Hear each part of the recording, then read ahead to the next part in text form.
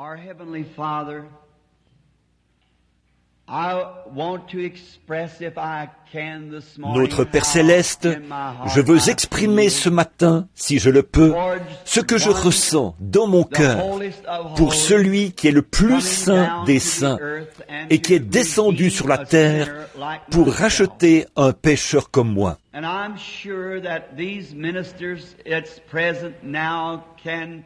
Et je suis sûr que ces prédicateurs qui sont là en ce moment ressentent la même chose, que c'est par ta grâce que nous avons été faits ministres de cette alliance que tu as donnée à la race déchue d'Adam. Et nous ne sommes réunis ici ce matin, Père, dans aucun autre dessein que de savoir, ou plutôt d'étudier pour savoir quelle est la volonté de Dieu. Et ce que nous devons faire pour rendre Christ réel aux gens de cette génération. Sachant avec certitude qu'au jour du jugement, nous serons confrontés avec cette génération. Et étant des prédicateurs, nous serons des juges. Et les gens auxquels nous avons parlé, leur attitude vis-à-vis de la parole que nous leur apportons déterminera leur destinée éternelle. C'est pourquoi, Seigneur, en ce jour-là, nous serons des juges, jugeant favorablement ou défavorablement la génération à laquelle nous avons prêché. Père divin, s'il te plaît, au nom de Jésus, ne nous laisse pas dire un seul mot qui soit faux. Mais puissions-nous avoir des cœurs sincères et des esprits ouverts, aptes à recevoir les choses qui t'appartiennent. Que dès demain, nous puissions aller sur nos différents champs de travail en étant mieux équipés à cause de notre rencontre avec toi ce matin. Accorde-le, Seigneur. Ne veux-tu pas venir et être notre orateur et nos oreilles et notre langue et nos pensées? Que la méditation de mon cœur, les pensées de mon esprit, que tout ce qui est en moi, en mes frères et sœurs ici, puisse cela être acceptable à tes yeux, Seigneur, afin que nous soyons à tel point remplis et chargés de ton esprit, de ta présence ici, que cette salle devienne la salle, pas tant le bâtiment dans lequel nous sommes assis, mais le bâtiment dans lequel nous vivons, qui devienne entièrement une nuée de la gloire de Dieu. Puissions-nous partir d'ici ce matin, tellement remplis du Saint-Esprit, que nous soyons plus déterminés que jamais auparavant, dans notre vie, à porter le message à la génération moribonde dans laquelle nous vivons. Écoute-nous, Seigneur, et parle-nous au travers de ta parole, car nous le demandons au nom de ton Fils, notre Sauveur, Jésus-Christ. Amen. Je désire lire ce matin une portion de l'Écriture trouvée dans les psaumes, le psaume 105. Je désire en lire juste une partie. Vous qui notez les références de nos lectures bibliques, je vois que beaucoup l'ont fait et que parmi eux se trouvaient des prédicateurs. Et c'est bon de lire la parole.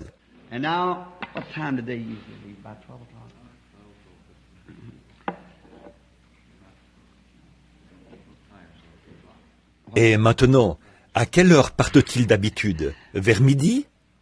Que dites-vous? Merci.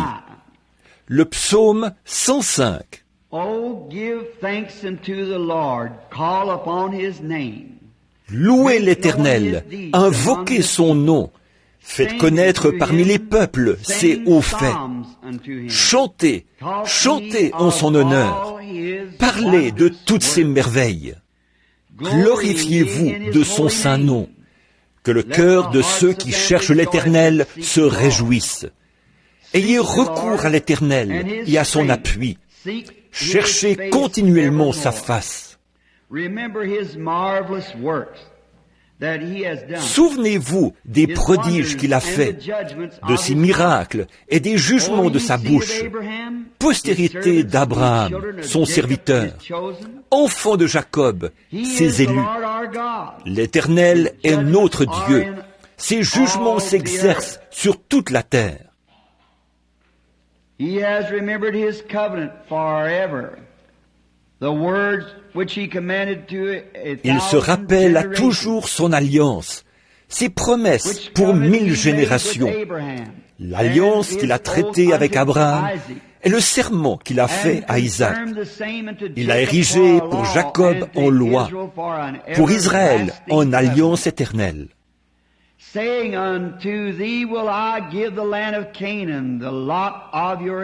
Disant, je te donnerai le pays de Canaan comme héritage qui vous est échu. Ils étaient alors peu nombreux, très peu nombreux, et étrangers dans le pays.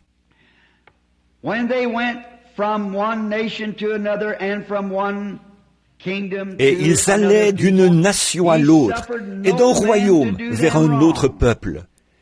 Mais il ne permit à personne de les opprimer. Il châtia des rois à cause d'eux. Ne touchez pas à mes oints, et ne faites pas de mal à mes prophètes.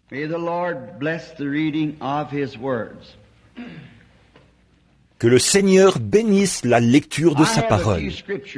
J'ai quelques passages de l'Écriture que j'ai inscrits ici quelque part, auxquels je désire me référer peut-être en cours de route.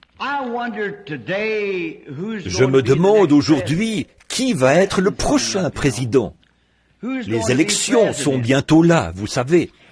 Qui va être président pendant la prochaine période? Et si je savais, il n'y en a qu'un seul qui sache cela, et c'est Dieu. À supposer que Dieu me révèle qui va être le prochain président, et que je me tienne ici à Phoenix, et que je fasse une prédiction disant que tel homme serait président des États-Unis.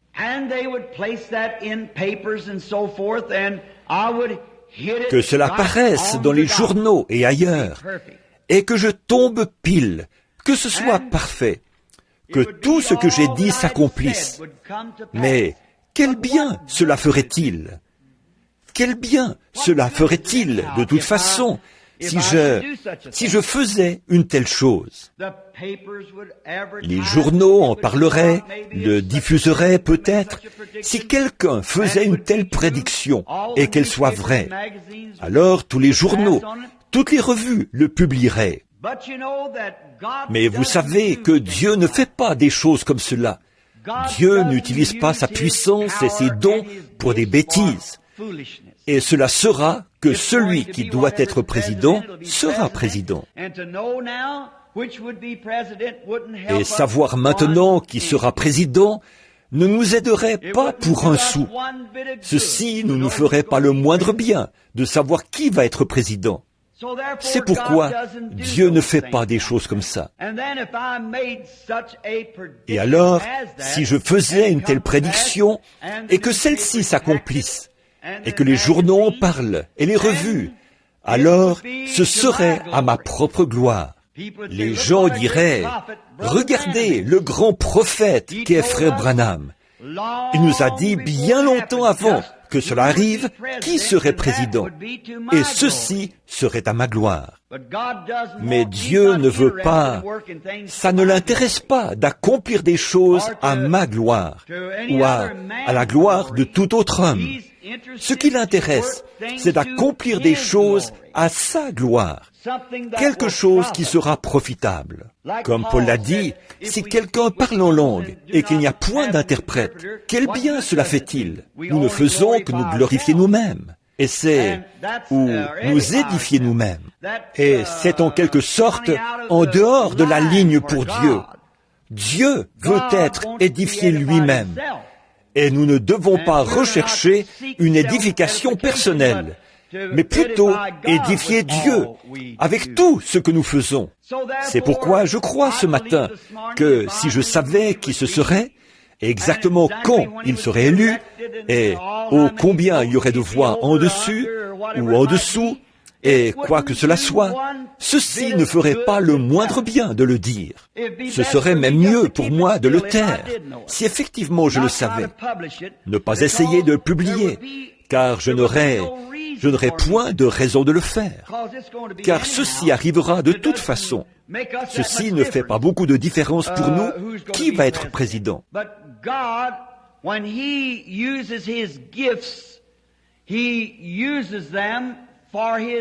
Mais Dieu, lorsqu'il utilise ses dons, il les utilise pour sa propre gloire et pour la gloire de son peuple, pour la gloire de son Église, pour l'édification du corps de Christ et pour la gloire du royaume de Dieu.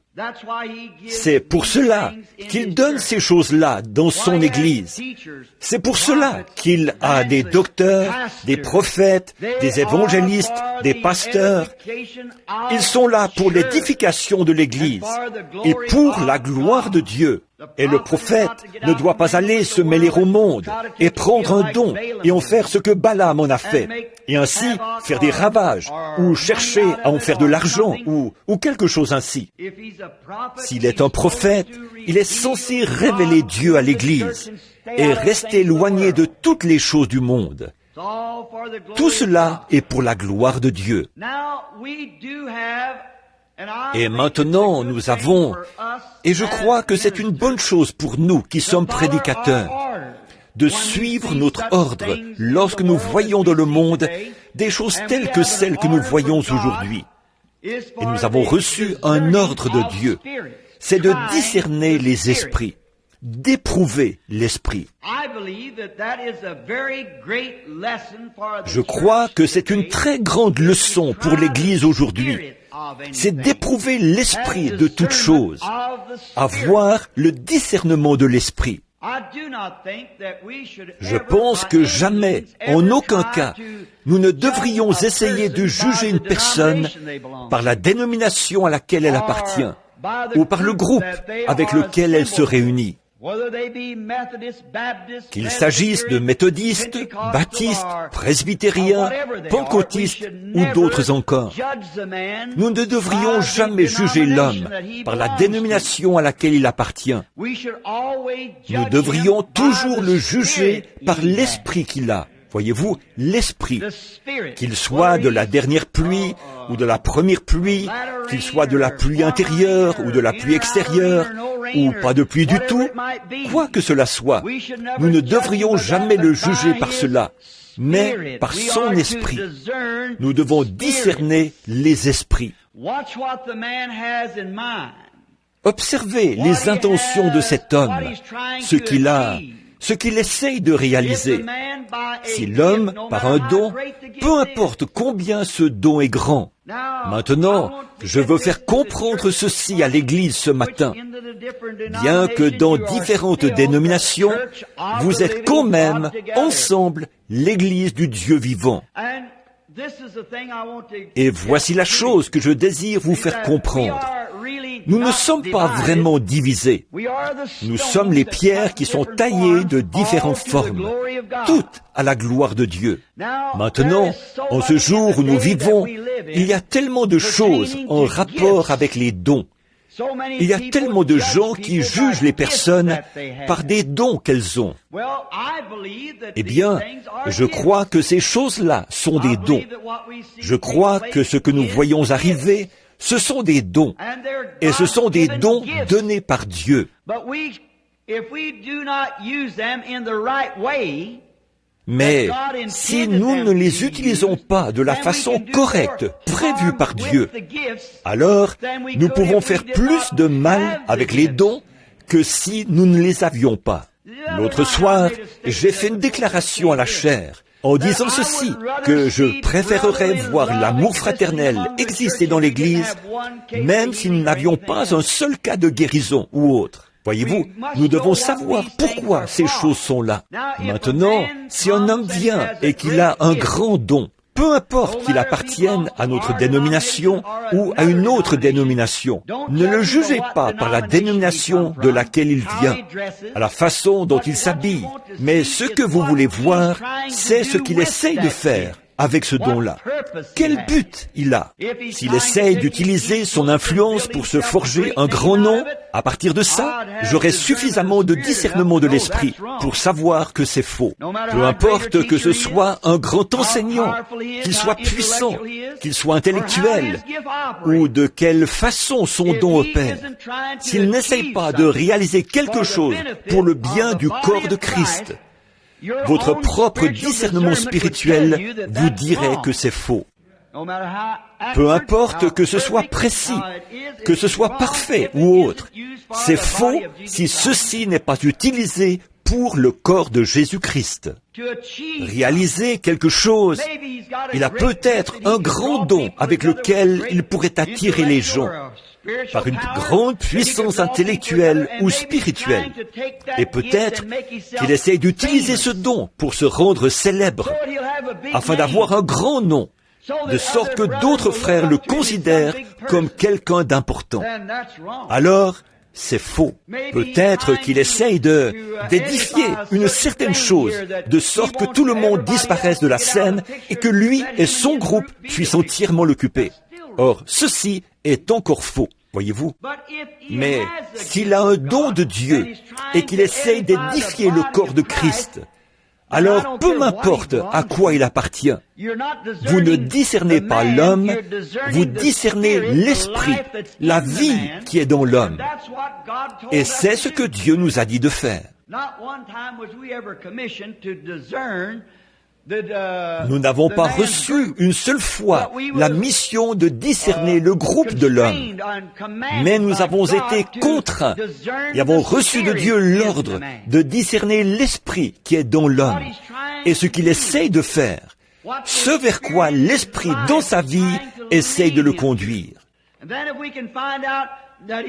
Alors, si nous voyons qu'il essaye de conduire les gens, pas de les diviser, mais de les réunir, et d'amener l'Église du Dieu vivant, pas tous vers une seule dénomination, mais vers une compréhension, une communion, une unité d'esprit, qu'il soit de la première pluie ou de la dernière pluie, ou quoi que ce soit d'autre.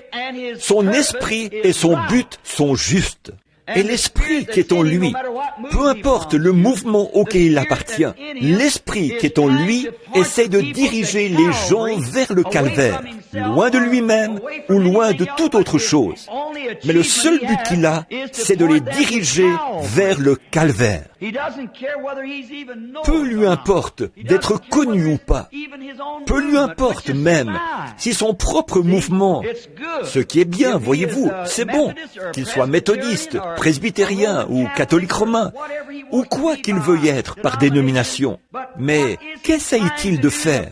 Quel est le dessein de son cœur qu'il essaye de réaliser? Alors, vous pouvez voir ce qu'il y a dans la vie de cet homme. Si ses motifs sont pour sa dénomination, si c'est pour lui-même, si c'est pour des choses mondaines, si c'est pour des grands noms, pour dire, eh bien, j'ai prédit cela, et cela est arrivé exactement. Maintenant, vous voyez, c'est déjà faux à ce moment-là. Mais s'il essaye d'utiliser ce que Dieu lui a donné, comme docteur, comme prophète, comme voyant, un prophète du Nouveau Testament est un prédicateur. Nous savons tous cela. N'importe quel ministre qui est prédicateur est un prophète du Nouveau Testament. S'il prophétise ou prêche, non pour s'édifier lui-même et se faire un grand nom, ou pour édifier son organisation, bien qu'il devrait être dans une organisation. Me voici moi, sans organisation, mais prêchant que vous devriez vous y trouver. C'est juste. Chaque homme devrait avoir une église où il se sente chez lui. Vous devriez avoir un endroit, et non pas simplement flotter ça et là, mais avoir un endroit où vous allez à l'église, et vous l'appelez votre église. Un endroit où vous payez votre dîme, et un endroit où vous aidez à soutenir la cause. Faites votre choix. Mais alors, ne coupez jamais la communion avec cet autre homme, parce qu'il n'appartient pas à votre groupe. Vous voyez, discernez son esprit, et voyez s'il a le même but dans le cœur. Et alors, vous avez la communion l'un avec l'autre. Vous travaillez pour une grande cause. C'est la cause de Christ. Je crois que c'est parfaitement vrai. Maintenant, si nous observons les motifs et les objectifs des prophètes de l'Ancien Testament, ces hommes-là avaient un objectif, et c'était Jésus-Christ. Quelque chose leur a servi de thème central dans l'Ancien Testament, la venue du Messie. Ils ne sont pas allés faire des choses juste pour l'argent ou la célébrité. Ils avaient une chose, ils étaient loin de l'Esprit de Dieu. Ils ont prédit la venue du Messie. Et ces hommes étaient à tel point remplis de l'Esprit qu'ils ont parfois agi comme l'Esprit qui était en eux, et qu'ils ont parlé comme s'il s'agissait d'eux-mêmes. Regardez comment l'Esprit de Dieu a fait agir ces hommes-là. Nous prendrons par exemple Moïse, le grand prophète, et nous verrons comment cet homme n'avait absolument aucun motif égoïste. Il aurait pu être roi d'Égypte, il aurait pu avoir le monde sous ses pieds.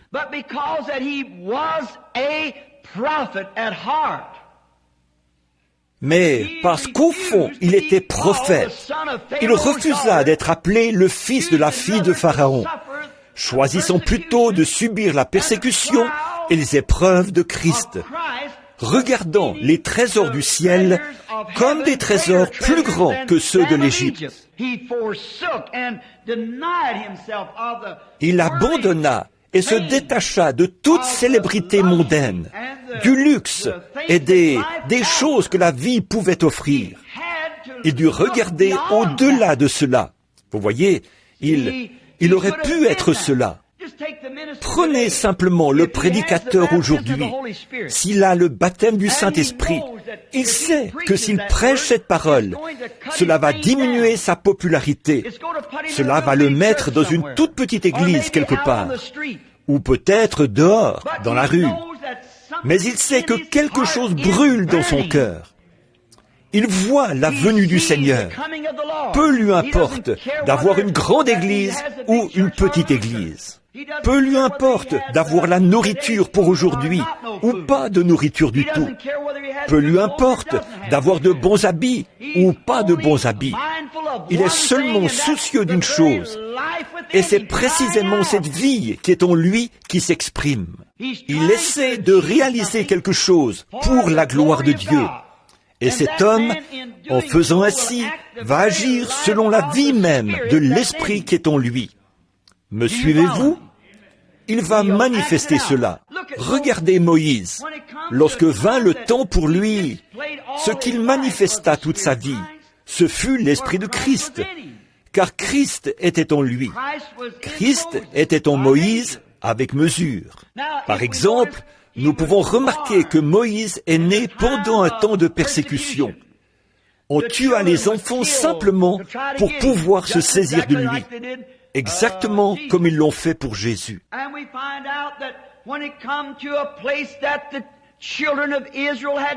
Et nous voyons que lorsque les enfants d'Israël ont désobéi d'une façon telle que Dieu était en colère contre eux, et qu'il a dit à Moïse, « Mets-toi de côté, et je vais tous les détruire, et je te prendrai toi, et susciterai une nouvelle génération. » Moïse s'est jeté en travers du chemin du jugement de Dieu, et a dit, « Prends-moi avant de les prendre, eux. » En d'autres termes, avant que tu puisses te saisir d'eux, tu devras me passer dessus. C'est exactement ce que Jésus-Christ a fait. Alors que Dieu aurait balayé de toute la surface de la terre ces pécheurs comme vous et moi. Christ s'est jeté en travers du chemin. Dieu ne pouvait pas le faire. Il ne pouvait pas passer par-dessus son propre Fils. Et lorsque Dieu vit cet esprit en Moïse, se tenant là, en face du jugement comme une croix, et disant, « Tu ne peux pas venir vers eux, tu devras d'abord me prendre. » Voyez-vous, l'Esprit de Dieu en Moïse, alors qu'il aurait pu être roi d'Égypte, alors qu'il aurait pu avoir tout le luxe du monde, être populaire, alors qu'il aurait pu être le grand roi de la terre à ce moment-là, il choisit de subir la persécution et l'affliction, car il considéra l'opprobre de Christ comme des trésors plus grands que ceux de l'Égypte. Vous voyez, il se jeta en travers du chemin. Pourquoi? C'était Dieu en Moïse qui faisait cela. L'homme qui pense normalement, l'homme intellectuel, ne ferait jamais cela. Il prendrait le chemin facile. Ainsi, peu importe combien Moïse semblait être un fanatique, il essayait, voyez-vous, il était un véritable prophète de Dieu, parce qu'il essayait de réaliser quelque chose pour le royaume de Dieu. Maintenant, avec son grand don de prophétie, il aurait pu être un sage. Il aurait pu se lever en Égypte et dire, « Bien, un instant, je vais prophétiser telle et telle chose. Je vais dire telle et telle chose avec sa prophétie. » Mais c'est Et il aurait été célèbre mondialement, mais cela n'était pas dans son cœur. Cela ne pouvait pas être dans son cœur. Ainsi, si vous voyez quelqu'un avec un grand don qui fait quelque chose pour se glorifier lui-même, votre propre discernement de l'esprit vous dit que c'est faux. Mais Moïse essayait de réaliser quelque chose pour la gloire de Dieu. Peu importe combien c'était mal, combien ça paraissait mauvais, combien on en parlait, l'esprit dans Moïse le conduisit directement sur le chemin du devoir. L'esprit en lui. Regardez Joseph. Joseph était, lorsqu'il naquit, il fut aimé de son père et haï par ses frères. Un type parfait de Christ. Et le seul, il était un frère de sang pour eux. Ils avaient le même père. Mais la raison pour laquelle ses frères le haïssaient sans motif, c'était parce que Dieu l'avait fait prophète, spirituel, un voyant. Et il le haïssait précisément à cause de cela. Mais Joseph n'y pouvait rien. Dieu l'avait fait ainsi. Et regardez l'Esprit de Dieu dans Joseph. Regardez ce qu'il fit. Il tint même le rôle de Christ.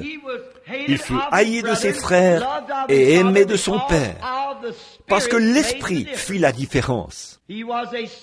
C'était un homme spirituel. Il eut des visions. Il interpréta des songes. Il ne le fit pas pour sa propre gloire. Il le fit parce qu'il y avait quelque chose en lui, l'Esprit de Dieu. Il ne serait pas allé là-bas de son propre chef, se faire jeter dans une fosse, pour que son père soit attristé pendant toutes ces années, être vendu pour environ 30 pièces d'argent, être retiré de la fosse et devenir le bras droit de Pharaon, le roi de la terre en ce temps-là. Et dans sa prison, il y avait un échanson et un panetier, et l'un fut perdu, l'autre fut sauvé, par sa prédiction dans la prison. Et avez-vous remarqué Jésus, lorsqu'il vint, il fut aimé du Père. Et le Père de Joseph lui donna un vêtement de plusieurs couleurs, l'arc-en-ciel, une alliance.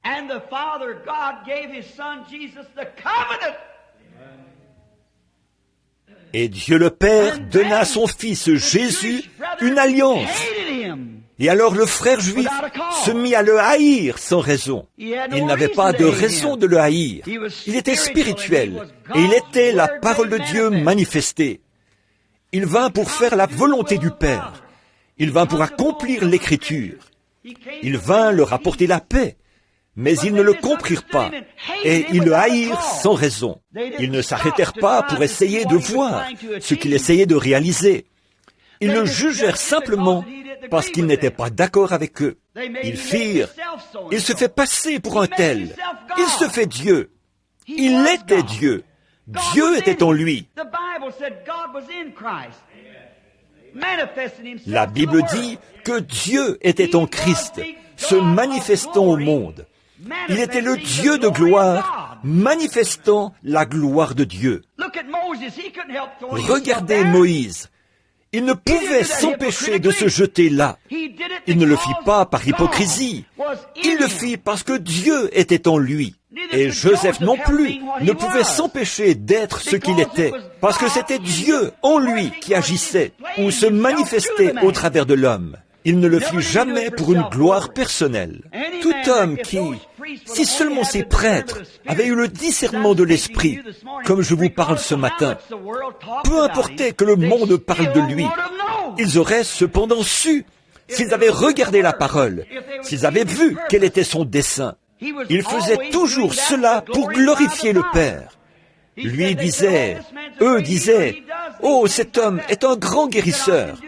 Il fait ces choses comme ça. » Il a dit, « Je ne peux rien faire que le Père ne me l'ait montré.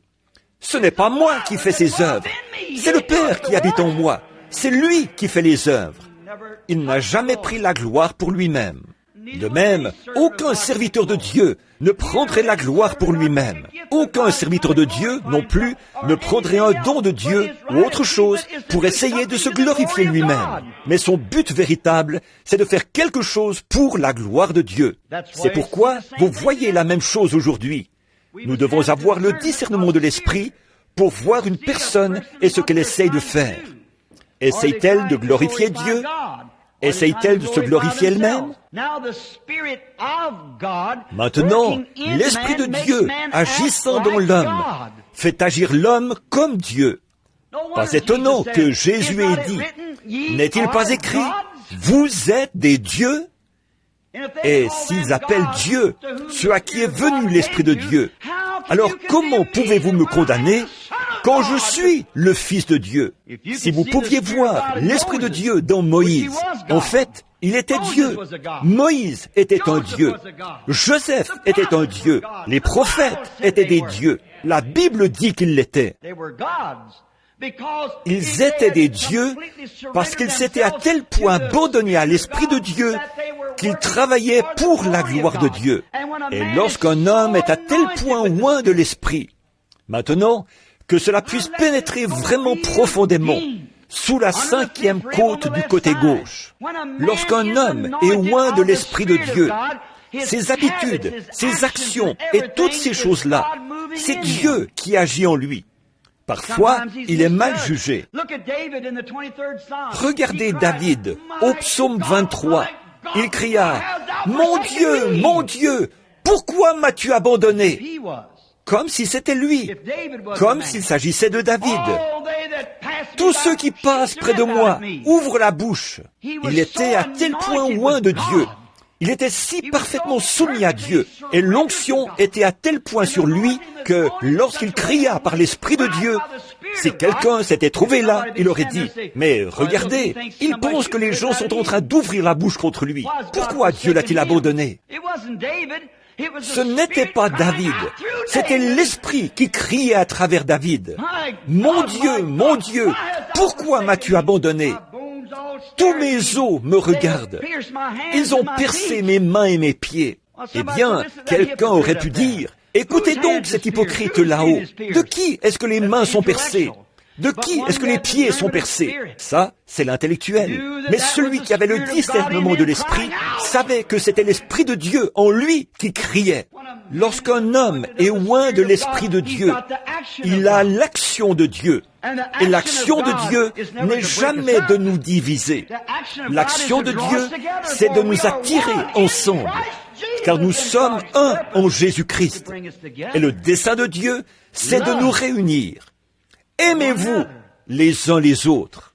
Maintenant, ces grands prophètes, nous voyons l'Esprit agissant en eux. Jésus les a appelés des dieux. Il a dit qu'ils étaient des dieux.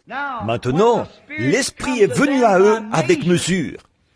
Mais lorsqu'il est venu sur ce Jésus, qui était le Fils de Dieu, il est venu sur lui sans mesure. La plénitude de la divinité habitait corporellement en lui, car il était l'exemple parfait. Il était Dieu de gloire, manifestant la gloire de Dieu aux gens. Dieu en lui, allant ça et là. Regardez sa vie, tout l'Ancien Testament. Il était le thème de l'Ancien Testament. Tous les vieux prophètes de l'Ancien Testament ont crié, non pour eux-mêmes. Ils ont crié sous l'Esprit de Dieu, qui les faisait agir comme Dieu, à tel point qu'on les appelait Dieu. Et ensuite, la plénitude de cet esprit fut manifestée en Jésus-Christ. Regardez David, lorsqu'il fut détrôné en tant que roi d'Israël, rejeté par son propre peuple, gravissant le mont des Oliviers au nord de Jérusalem. Il regarda en direction de la ville et pleura, parce qu'il était rejeté. Qu'était-ce? C'était l'Esprit de Christ. 500 ans plus tard, le fils de David, Jésus, s'assit sur la même montagne et regarda la ville, en tant que roi rejeté.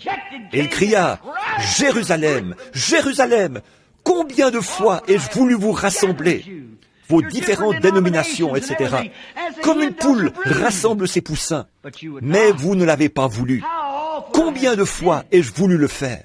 Maintenant, le même esprit qui était en David et qui fut manifesté dans la plénitude en Christ est dans l'Église aujourd'hui. Crions aux gens, combien de fois ai-je voulu vous rassembler?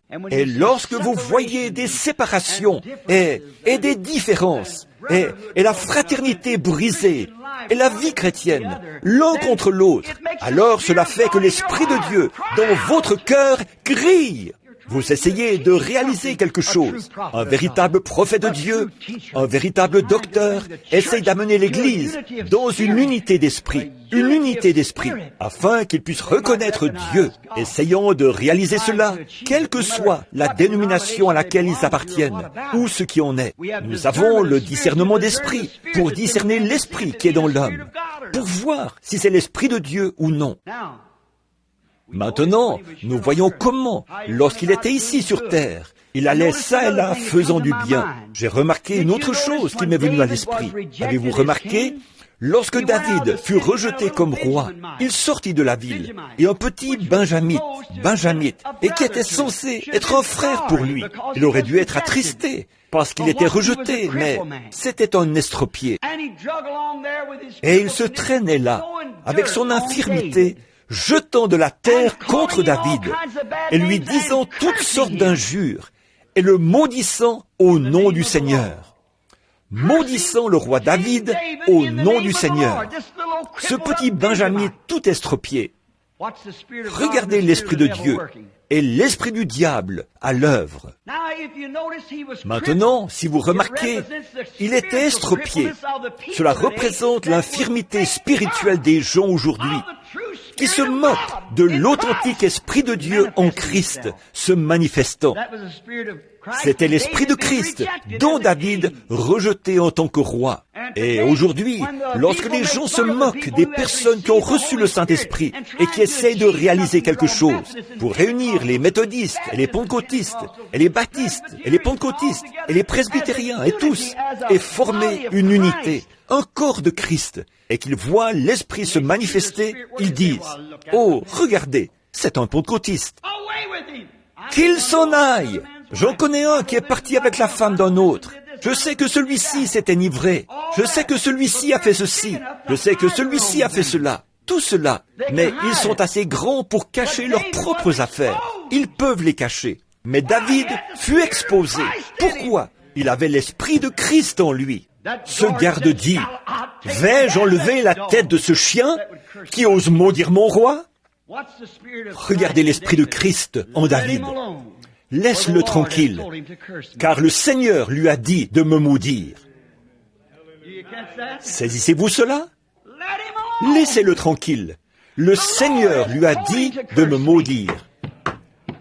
Au lieu de cela, aujourd'hui, nous voulons lever le poing et nous battre contre lui.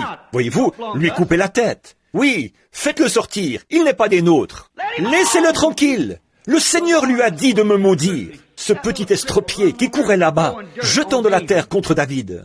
C'est ce qu'ils font aujourd'hui contre l'Esprit de Christ. C'est une bande exaltée. C'est une bande de ceci. Ce sont des minables. La guérison divine, ça n'existe pas. Les anges, ça n'existe pas. Les prophètes, ça n'existe pas. Toutes ces choses. Le temps des miracles est passé, jetant de la terre. Mais laissez-les tranquilles. Mais lorsque David revint en puissance, alléluia, lorsqu'il revint en tant que roi absolu d'Israël, ne vous inquiétez pas, ce Jésus dont nous avons l'Esprit aujourd'hui, qui a rempli son rôle, reviendra dans un corps physique, la seconde fois, dans la gloire, la puissance et la majesté. Et ce petit homme qui jetait de la terre tomba sur sa face et implora grâce. Laissez-le tranquille. L'Esprit de Christ en nous. Ne l'excommuniez pas. Souvenons-nous que toutes ces choses doivent s'accomplir. Nous avons une chose à faire, c'est aller de l'avant. Il lui a promis qu'il ferait concourir toutes choses au bien de ceux qu'il aime. Gardons le discernement de l'Esprit. Gardons l'objectif juste. Nous sommes ici pour servir Dieu. Chacun fraternisant, allant de l'avant et servant Dieu. Si l'homme a le mauvais objectif, alors qu'arrivera-t-il? Vous voyez? Maintenant, nous découvrons que l'Esprit de Dieu était en lui. Tous les anciens prophètes ont parlé de lui. Tous les esprits, en partie. Chaque petite partie ne se glorifiait pas elle-même. Les vrais prophètes, tous les vrais prophètes le manifestaient. Lui parlait de lui. Et tout ce qu'ils ont dit s'est accompli en lui. Cela montra que c'était l'Esprit de Dieu en eux. Ce fut accompli. Qu'était-ce? Dieu parlant de lui-même. Voyez-vous, Dieu se manifestant au travers de ses prophètes, sans se glorifier. Qui sera le prochain président? Et qui sera ceci? Il vous tape sur la tête. Dis-nous qui t'a tapé, et nous te croirons. Ce n'est pas cela. C'est quelque chose pour manifester Dieu. Ce n'est pas quelque chose pour faire de frère Weathers ici, ou de frère Shaws, ou de frère un tel là-bas, un grand homme, et de le faire plus grand que les autres hommes de son groupe, ou de faire de lui le plus grand homme de Phoenix. Ce n'est pas pour faire de William Branham quelque chose de grand. Mais à quoi cela sert-il? Ce n'est pas pour faire d'Oral Roberts quelque chose de grand, de Billy Graham quelque chose de grand. Mais ce sont les cœurs. Nous essayons de réaliser quelque chose pour le royaume de Dieu. C'est manifester Dieu. Tous les dons et toutes ces choses-là ne servent pas à rendre quelqu'un plus grand que l'autre. Cela nous fait simplement travailler ensemble pour le perfectionnement du corps, pour nous réunir comme un seul peuple, comme un peuple de Dieu. Mais lorsque vous les voyez aller à l'encontre, ne les maudissez pas. Laissez-les simplement tranquilles. Quelqu'un doit le faire. Mais attendez jusqu'à ce que Jésus vienne en puissance. Maintenant, nous voyons tous ces prophètes qui parlaient. Chacun d'entre eux glorifiait Dieu et le futur Messie. Et lorsqu'ils sont entrés dans l'Esprit, ils ont agi et parlé et ont vécu exactement comme le Messie. Et si ceci est arrivé de ce côté-là de la croix, parlant de sa venue, à combien plus forte raison ceci arrivera-t-il après sa venue, lorsque l'Esprit du Messie sera placé dans l'Église pour agir, faire, travailler et vivre comme le Messie? C'est l'Esprit de Dieu. Discernez cet Esprit. Voyez s'il est de Dieu ou non. Voyez si celui-ci agit comme lui. Voyez si vos émotions, si quelqu'un vous fait des histoires, éclabousse votre vie, et vous savez que vous êtes tout ce qu'il y a de plus innocent, et vous savez que vous avez l'Esprit de Dieu. Alors, n'essayez pas de vous séparer. N'essayez pas d'agir avec mesquinerie envers eux. Ne les maudissez pas. Allez simplement de l'avant, sachant que Dieu a fait ceci pour vous donner un test et voir comment vous le prendriez. Il devra de toute façon y venir. Comme l'histoire que j'ai racontée l'autre jour, je crois dans l'église de Frère Fuller, à propos de ce cycliste au Canada. Eh bien, tous les autres pensaient qu'ils allaient pouvoir devancer ce garçon-là, ce petit trouillard. Et il était le seul à ne pas pouvoir aller à bicyclette sans tenir le guidon. Je suis content d'être l'un de ceux qui aiment rouler en tenant le guidon, saisissant les deux côtés de la croix et disant « Je n'apporte rien dans mes bras. Oh Seigneur, laisse-moi me tenir à la croix. Je n'ai pas de connaissances intellectuelles, je n'ai rien. Laisse-moi simplement m'agripper ici et regarder tout là-bas au loin. » Et ils devaient ainsi rouler avec leur bicyclette sur une planche large de 30 cm, sur la distance d'environ un pâté de maison, pour gagner une bicyclette Schwinn à $100. Et tous ces garçons qui savaient aller à bicyclette sans se tenir, ils allaient en ville chercher les commissions pour leur mère, et revenaient sans même toucher le guidon, commencèrent chacun à regarder. Ils n'avaient pas l'habitude de se tenir au guidon, et ils tombèrent. Mais ce petit gars est monté là-dessus en tenant son guidon, et il y est resté jusqu'au bout. On lui a demandé, « Comment t'y es-tu pris ?» Il a dit, « C'est là que vous avez commis votre erreur, les gars. Vous êtes tous de meilleurs cyclistes que moi, mais vous regardiez ici, et cela vous a rendu nerveux de voir ce qui... Vous essayez de trouver l'équilibre, alors vous êtes tombé. » Il a dit, « Moi, je n'ai jamais regardé ici. Je gardais les yeux fixés sur l'arrivée. Et je suis resté d'aplomb. » C'est ce que nous devons faire. Ne regardez pas ces petites choses maintenant. Est-ce que celui-ci a fait ceci ou celui-là a fait cela? Observez la fin et restez d'aplomb. Christ vient. Observez la fin et restez d'aplomb. Ne regardez pas ce qui est en train d'arriver maintenant. Regardez ce qui va arriver tout là-bas, à la fin des temps, lorsque nous devrons nous tenir là et rendre compte de nos vies. David ne regardait pas ce petit benjamite qui lui jetait de la terre. Il était de toute façon infirme. Il ne l'a même pas remarqué. Il ne voulait même pas laisser le garde lui couper la tête. Il a dit, « Laisse-le tranquille. Dieu lui a dit de faire cela. Dieu lui a dit de me maudire. Laisse-le donc tranquille. » Car David savait qu'un jour, il allait revenir en puissance. Ce benjamite aurait son temps. Oui, c'est cela. L'Église va se lever en triomphe. De toute façon, j'ai juste été envoyé pour prier pour ces enfants malades. C'est tout ce que je peux faire. Où ils sont, quelle église ils sont, cela ne fait pas de différence pour moi. J'essaie de prier pour ces enfants malades. J'essaie de manifester le don pour sa gloire. C'est la raison pour laquelle je n'ai jamais appartenu à quoi que ce soit. Maintenant, souvenez-vous, c'est en ordre. Voyez-vous, je ne dis pas cela. Je veux que vous me compreniez bien. Je crois que Dieu a des chrétiens dans chaque église. ses enfants. Il ne m'a jamais questionné à ce sujet. J'ai seulement été envoyé pour prier pour les enfants et faire ces choses et le manifester lui. Maintenant, voyez, Jésus et ses prophètes, tout ce qu'ils ont dit devait être vrai, car c'était la puissance de Dieu en eux, Dieu lui-même parlant au travers d'eux de lui-même, venant à sa propre gloire. Qui est président? Qui est-ce qui va? Aurons-nous suffisamment de pluie cette année? Cela ne veut rien dire. Quelque chose à la gloire de Dieu, quelque chose pour mettre l'Église en ordre, quelque chose pour la puissance de Dieu, pas pour vous faire un nom, mais quelque chose pour que la gloire de Dieu soit manifestée. Maintenant, nous remarquons que tous ces prophètes et tout ce qu'ils ont dit à son sujet, tout s'est révélé exact, parce qu'il était le thème de l'Ancien Testament. Jésus, le Messie, le futur Messie, était ce que chaque prophète attendait depuis Adam jusqu'à Malachie. Chaque prophète a parlé de la venue du Seigneur. Chacun a mis sa part là-dedans, parce qu'il était loin de Dieu. C'est tout ce dont il pouvait parler. Maintenant, je souhaiterais que nous ayons davantage de temps pour cela. Mais regardez, tout ce qu'ils ont dit est arrivé. Regardez ici. Prenons juste certaines choses que les prophètes ont dites. Une vierge concevra et enfantera. Ceci est-il arrivé? Assurément, on l'appellera Emmanuel, le prince de paix, le Dieu puissant, le Père éternel. C'est ce qu'il était, exactement, le Père éternel. Aucun homme ne sera appelé Père sur cette terre, mais Dieu est votre Père. Bon, maintenant, regardons encore. Il fut blessé pour nos transgressions, il fut meurtri pour nos iniquités. Le châtiment de notre paix fut sur lui. Par ses meurtrissures, nous avons été guéris. Pilate, dans sa salle de justice, alors qu'on lacérait le dos de l'homme en question avec un fouet à 9 lanières, n'a pas réalisé que les Écritures disaient que cela arriverait ainsi. Il n'avait pas le discernement de l'esprit. Ces prêtres qui disaient « qu'il s'en aille, qu'il s'en aille », et alors qu'il était sur la croix, et qu'ils ouvrirent la bouche, et ainsi de suite, et qu'ils entendirent crier « Mon Dieu, pourquoi m'as-tu abandonné ?» Ils n'avaient pas le discernement. Voyez-vous, ils n'ont pas pu discerner l'esprit. C'est ce dont David parlait dans le psaume 22. Ils ont ouvert la bouche, ne sachant pas ce qu'ils faisaient, exactement comme ce benjamite l'a fait pour David. Voyez, ils pensaient que David avait entièrement tort, parce qu'il n'était pas d'accord avec sa façon de conduire le royaume. Il n'a pas compris que c'était l'Esprit de Dieu en David qui le faisait. C'est là que nous devons discerner aujourd'hui l'esprit d'un homme. Qu'essaye-t-il de faire ? Quel est son but? Pas à quel groupe il appartient, ou ce que ceci ou cela. Que ce soit un homme noir, blanc, jaune, ou quoi qu'il soit, regardons ce qu'il cherche à réaliser et prenons cela.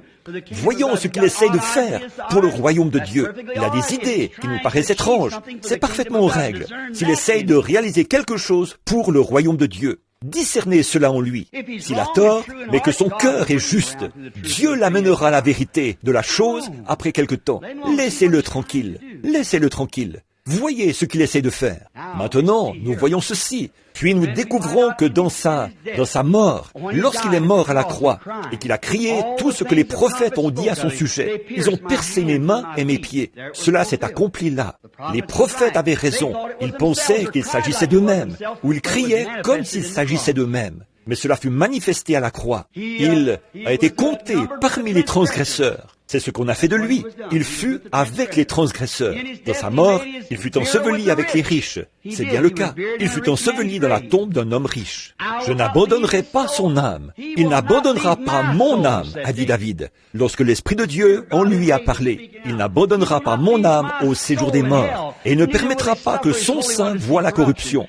Comme si David avait été le saint en question. Ce n'était pas David, c'était l'Esprit de Dieu dans David qui criait. Voyez-vous, l'Esprit de Dieu dans un homme qui criait. Certains ont dit, écoutez ce vieil hypocrite là-haut. Il n'en était pas un. C'était l'Esprit de Dieu en lui qui criait. Voyez-vous, l'Esprit de Dieu se manifeste, n'abandonnera pas son âme au séjour des morts et ne permettra pas que mon sein voie la corruption. Maintenant, frères, pour terminer, laissez-moi dire ceci. Notre temps passe. Mais regardez, laissez-moi dire ceci pour terminer, avec ces passages de l'Écriture ici. Voyons un peu. Si un homme sert de thème à tout l'Ancien Testament et que tout ce que les anciens prophètes loin de l'Esprit de Dieu, on dit c'est accompli en lui, à la lettre. Assurément, cette personne importante, appelée le Fils de Dieu, devrait savoir comment établir l'Église du Nouveau Testament. Ne le croyez-vous pas? Il devrait avoir une idée sur la façon d'établir l'Église dans le Nouveau Testament. La première chose sur laquelle je désire attirer votre attention, ici dans Matthieu, chapitre 16, c'est qu'alors qu'il parlait, après être descendu, et qu'il parlait aux disciples, il a dit, « Qui dit-on que je suis? Moi, le Fils de l'homme. » Et ils ont dit, certains disent que tu es Élie, d'autres disent que tu es tel et tel, et d'autres encore que tu es tel et tel, et ainsi de suite. Il a dit, « Mais vous, qui dites-vous que je suis? » Et Pierre a dit, « Tu es le Christ, le Fils du Dieu vivant. » Il a dit, « Tu es heureux, Simon, fils de Jonas, car la chair et le sang ne t'ont pas révélé cela. Mais mon Père, qui est dans les cieux, c'est lui qui te l'a révélé. Et je te dis que tu es Simon, ou Pierre, et sur cette pierre je bâtirai mon Église, et les portes de l'enfer ne pourront prévaloir contre elle. » Or là, on parle de l'Église. Maintenant, observez bien, et si j'ai tort, que Dieu me pardonne, et vous, pardonnez-moi. Maintenant, l'Église catholique dit que c'était une pierre qui se trouvait là, Pierre, et que c'est sur Pierre qu'il a bâti l'Église. Eh bien, nous savons que cela est faux. Nous, protestants, ne sommes pas d'accord avec cela. Mais nous, protestants, nous avons dit, c'est sur lui-même qu'il a bâti l'Église, lui-même. Mais remarquez, je vais être en désaccord avec cela. Amicalement. Ce n'était pas cela, mais c'était sur la révélation spirituelle de lui-même. Voyez-vous, la chair et le sang, vous ne l'avez jamais appris dans un séminaire, aussi bon qu'il soit. Vous ne l'avez jamais appris par le credo d'une église, aussi bon qu'il soit. C'est en règle. Mais la chair et le sang ne vous l'ont pas révélé. Ce n'est pas une conception intellectuelle sur la façon dont il faut faire votre discours, sur la façon dont vous devez vous incliner, ou comment, ou quelle grande chose vous devez faire ici sur terre. Ce n'est pas cela. Ce n'est pas bâtir une grande chose ou faire une grande chose. Mais ce que c'est une révélation de la parole de Dieu. Il était la parole. Au commencement était la parole. Et la parole était avec Dieu. Et la parole était Dieu. Et la parole a été manifestée et habité parmi nous. C'était la révélation de la parole de Dieu. L'Esprit en Pierre, révélant par une révélation spirituelle qu'il était le Fils de Dieu manifesté. Le Dieu de gloire, manifestant la gloire de Dieu. Sur cette pierre, la révélation spirituelle de la parole, je bâtirai mon Église. Pourquoi? Si ces prophètes, au service de Dieu, disaient par le Saint-Esprit que c'était le Fils de Dieu, le même Esprit, de ce côté-ci, révèle à nouveau la même chose. Voyez-vous cela? La chair et le sang, vous ne pouvez l'apprendre dans un séminaire. Vous recevez votre doctorat en théologie ou en philosophie, en droit ou... Ces choses sont bonnes. Je souhaiterais les avoir, c'est vrai. Mais cependant, ce n'est pas cela. Vous n'avez pas besoin de l'avoir. Pourtant, c'est bien de l'avoir. Vous pouvez être ceci plus. Mais si vous devez vous débarrasser du plus, alors prenez ceci. Ceci, c'est cela. Si ceci n'est pas cela, laissez-moi de toute façon avoir ceci. Je veux ceci. Ceci. La chair et le sang ne t'ont pas révélé cela. Vous ne l'avez jamais appris en suivant la filière scolaire. Vous ne l'avez jamais appris en suivant la filière dénominationnelle. Ces choses sont bonnes. L'instruction, les dénominations sont bonnes. C'est une partie de cela. Mais les gens s'appuient trop là-dessus et laissent de côté le discernement spirituel. Voyez-vous? La chair et le sang ne te l'ont pas révélé, mais mon Père qui est dans le ciel te l'a révélé. Et sur cette pierre, je bâtirai mon Église, et les portes de l'enfer ne prévaudront point contre elle. Elles ne pourront jamais prévaloir. Cela montrait qu'elles s'y opposeraient. Maintenant, observez et voyez contre quoi sont les portes de l'enfer. Elles ne sont pas contre les dénominations. Le gouvernement reconnaît cela. Ce n'est pas cela. Le monde reconnaît nos dénominations. Toutes. En tant que citoyens américains, nous avons chacun le droit d'avoir des dénominations. Ce qui est bien, nous apprécions cela. Mais ce n'est pas contre cela que sont les portes de l'enfer. Elles sont contre la révélation spirituelle de Christ étant ici maintenant, le même hier, aujourd'hui et pour toujours. C'est là contre qu'elles sont. Les portes de l'enfer seront contre cela. Mais elles ne prévaudront jamais. Vous y êtes, le discernement spirituel. Peu importe qui c'est mon frère aussi longtemps qu'il poursuit le même but que moi. Qu'il soit prophète, qu'il soit pasteur, qu'il soit diacre, qu'il soit ceci ou cela, que Dieu l'honore d'une manière ou d'une autre. Peu importe ce que c'est, qu'il me déshonore, quoi qu'il veuille faire. Malgré tout, c'est mon frère. Nous travaillons pour la même chose. Nous envoyons toutes nos œuvres dans le même royaume, là-bas. Il travaille pour la même chose que moi. Le discernement spirituel, la révélation spirituelle de Dieu. Regardez ici, si vous désirez Jésus. L'autre soir, j'ai prêché quelque part, peut-être là-bas. Ce n'était pas ainsi au commencement. Nous devons revenir au début pour retrouver notre texte pendant un instant. Au commencement, il n'y avait qu'un intellectuel. Il a bâti une belle église, pourrions-nous dire. Il a bâti un bel autel. Il a offert un sacrifice, prié, sincère. Il a rendu grâce. Il a payé sa dîme, tout aussi religieux que l'était Abel.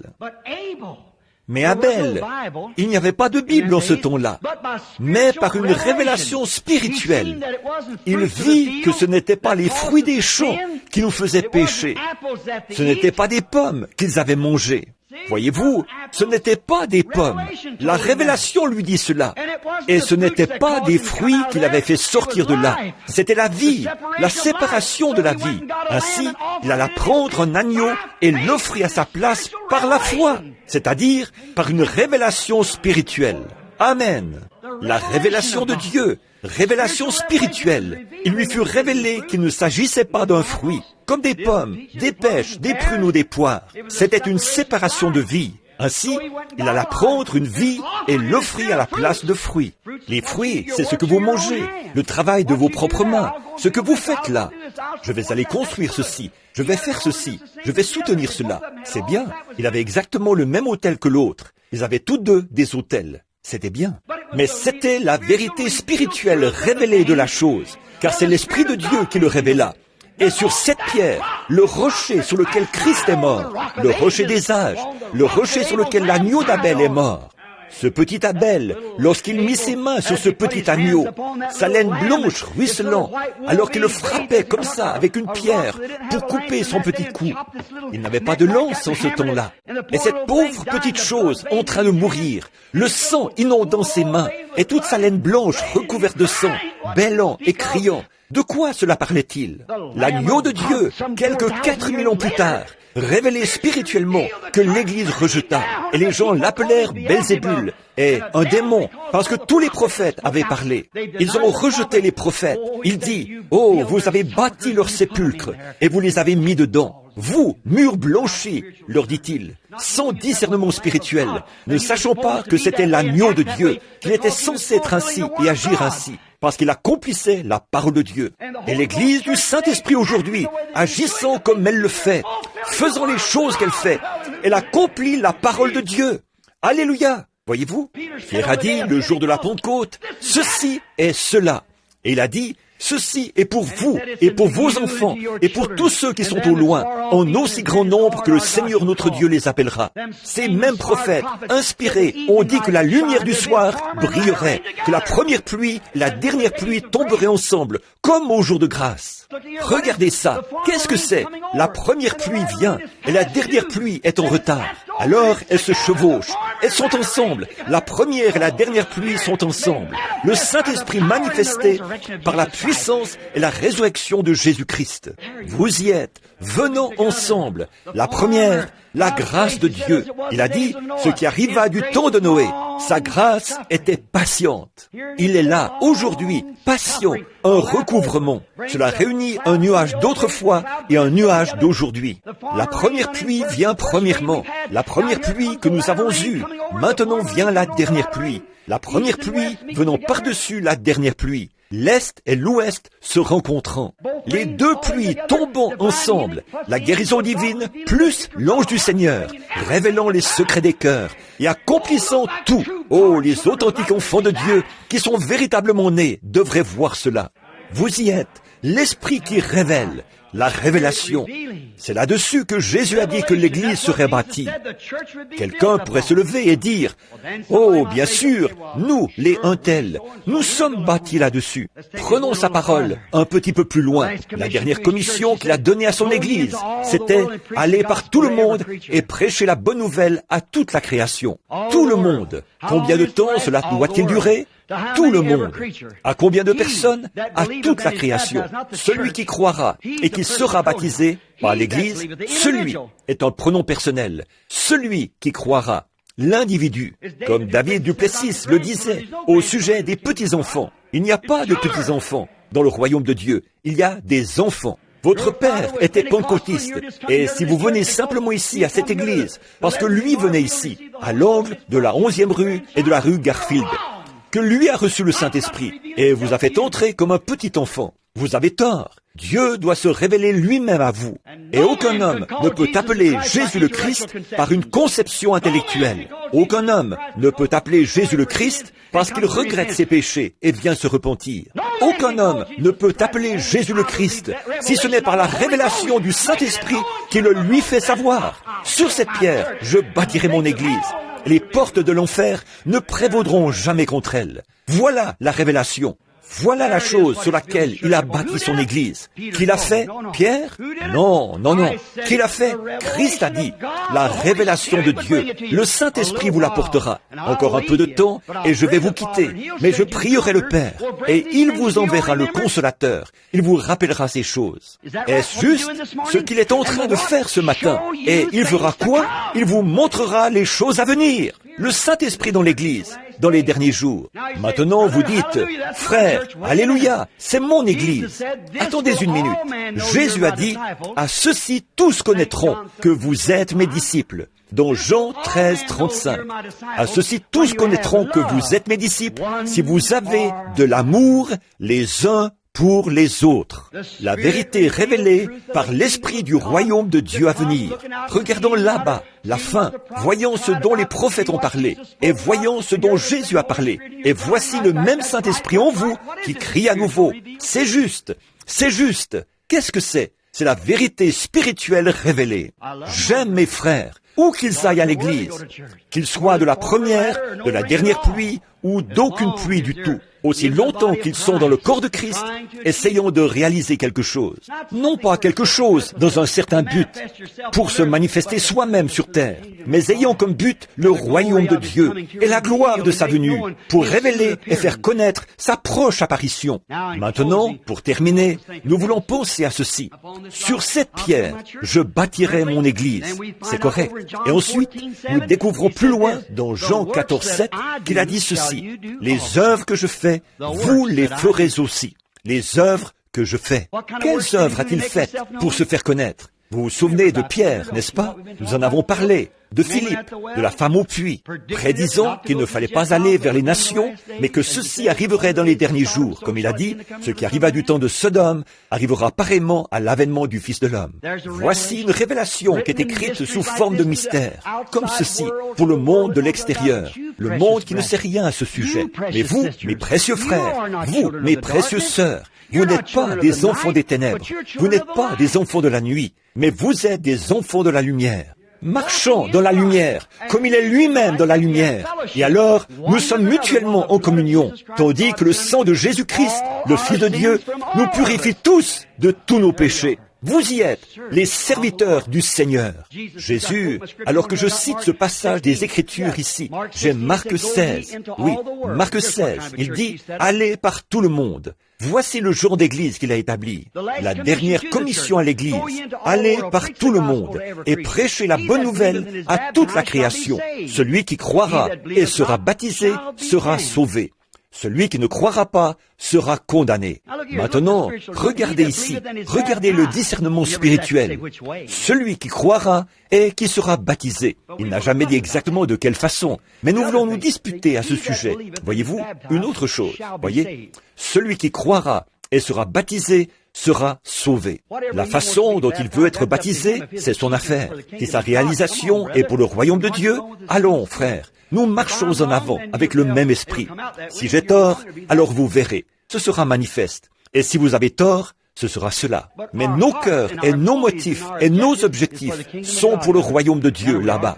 Nous y sommes. Nous indiquons la direction du calvaire. Moi et mes idées, eh bien, je n'ai pas un frère qui aime la tarte aux cerises comme moi, mais nous sommes frères. Voyez-vous, aucun n'aime chasser et pécher comme moi, mais nous sommes frères. Voyez-vous ce que je veux dire? J'ai mes propres idées, mais cela n'empêche pas qu'il soit mon frère. Son père est mon père, sa famille est ma famille. Vous y êtes. Les patriarches étaient tous différents les uns des autres, mais il y avait le même père. Et tout cela devait concourir pour une chose.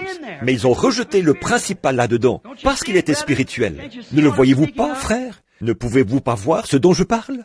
Maintenant, remarquez, et nous sommes, pour terminer, allez par tout le monde et prêchez la bonne nouvelle à toute la création. Celui qui croira et sera baptisé sera sauvé. Et voici les miracles qui accompagneront ceux qui auront cru. En mon nom, ils chasseront les démons. Ils parleront de nouvelles langues. Qu'est-ce que c'est? Une révélation spirituelle. Voyez-vous? Ils parleront de nouvelles langues. Ils saisiront des serpents. S'ils boivent quelques breuvages mortels, il ne leur fera point de mal. Ils imposeront les mains aux malades, et les malades seront guéris. Voilà ce qu'était la nouvelle Église. C'est le genre d'Église que ferait Jésus-Christ, lui, le grand personnage, qu'avaient annoncé tous les prophètes. Nous découvrons que son esprit est venu ici, et a prédit que son esprit dans les gens reviendrait, et ferait les mêmes choses que lui. Puis-je terminer en disant ceci? J'ai encore une douzaine de passages de l'Écriture ici, mais nous n'avons pas le temps, voyez-vous? Mais écoutez ceci. Puis-je terminer en disant ceci? Chaque authentique prophète du Seigneur, né de nouveau, prédicateur, moniteur d'école du dimanche, voyant, apôtre, missionnaire, quoi qu'il soit, son cœur entier est résolu. Il est à tel point rempli et oint de l'Esprit de Dieu, tellement oint, quelle que soit sa fonction, qu'elle consiste à prêcher ou enseigner, évangéliser ou avoir des visions, quoi que ce soit, qu'il fera cela pour le royaume de Dieu. Et l'Esprit de Dieu parlera au travers de cet homme et manifestera que c'est le royaume de Dieu. Alors nous, moi, en tant que baptiste, je vous vois, vous, pentecôtistes, vous êtes mes frères. Vous n'appartenez pas à l'église baptiste. J'y ai appartenu. C'est la seule église à laquelle j'ai appartenu une fois, l'église baptiste. Mais ceci n'est pas un obstacle pour moi. Je vois que l'Esprit de Dieu est avec vous. Je vois ce que vous essayez de faire. Eh bien, si moi, en tant que baptiste, je peux ressentir cela, alors, assurément, les assemblées, l'église de Dieu, les pentecôtistes unifiés, les indépendants, et nous tous les frères, ensemble, devrions voir que nous essayons d'agir pour un même but.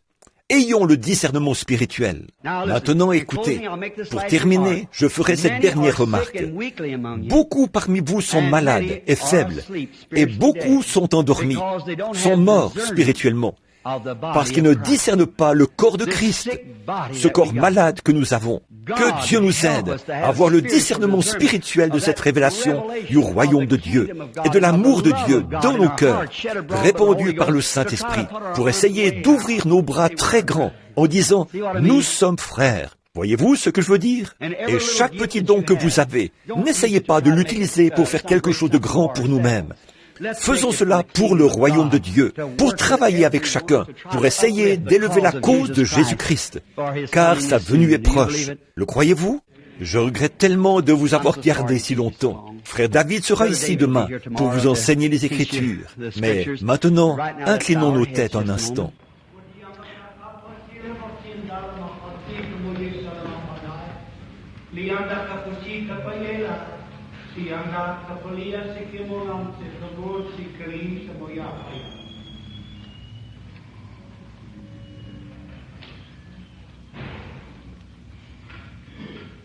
Yea, behold, my hand is upon thee. Yea, my spirit is upon thee, shall not depart from thee. Yea, shall Praise be God. accomplished, shall be accomplished. Yea, my plan and my will shall be fulfilled, saith the Lord. Yea, that all may be one in love and in unity and in compassion, saith the Lord, that my body might be healed. Onward, Christian En avant, soldats chrétiens. soldiers, marching En route pour le combat. with the cross C'est la croix de Jésus. Jesus, go qui ouvre la marche. Nous ne sommes pas divisés.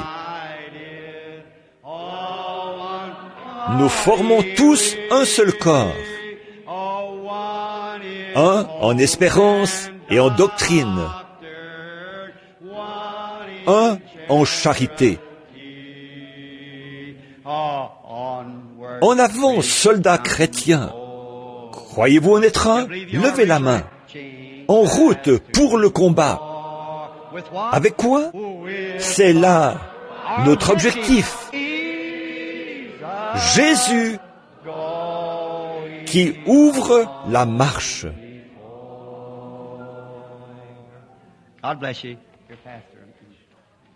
Que Dieu vous bénisse, votre pasteur.